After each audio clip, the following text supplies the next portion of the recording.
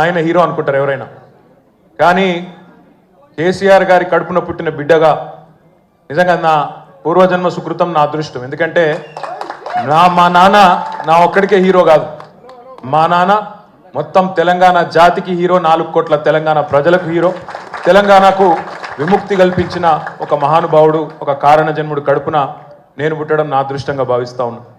నిజంగా అప్పుడప్పుడు ఇప్పుడే పెద్దలు చెప్తా ఉంటే కొన్ని సినిమా రీల్ లాగా మనసులో తిరుగుతూ ఉండే.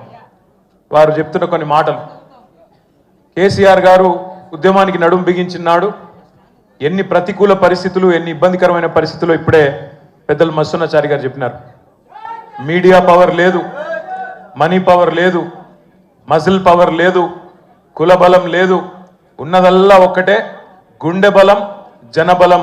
దానితోనే ఆనాడు 25 సంవత్సరాల కిందట పార్టీని పెట్టిన తర్వాత ఎన్ని దెబ్బలు, ఎన్ని అవమానాలు, ఎన్ని రకాల ప్రతికూల ఫలితాలు ఇప్పుడే హరీష్ రావు గారు మేము వివరంగా చెప్పినారు.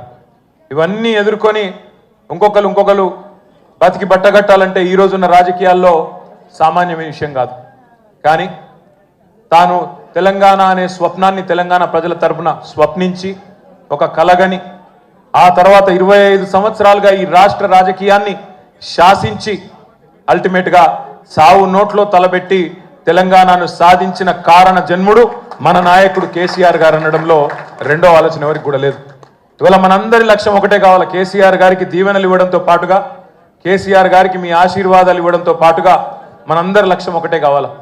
గత 14-15 నెలలుగా రాష్ట్రంలోని ఏ మూలకి పోయినా, ఏ ఊరికి పోయినా, ఏ పట్టణానికి పోయినా, ఏ మనిషిని ఒకసారి ఇట్లా కదిపినా, ఆటో డ్రైవర్ కావచ్చు, రైతన్న కావచ్చు, ఒక తమ్ముడు కావచ్చు, ఒక చెల్లె కావచ్చు, ఒక ఆడబిడ్డ కావచ్చు, ఎవ్వలను కదిపినా ఇవాళ ఒకటే మాట వినబడుతున్నది, మళ్ళీ కేసీఆర్ రావాలే, కేసీఆర్ గారు తిరిగి రాష్ట్ర ముఖ్యమంత్రి కావాలే అనే ఒకటే మాట వినబడతా ఉన్నది.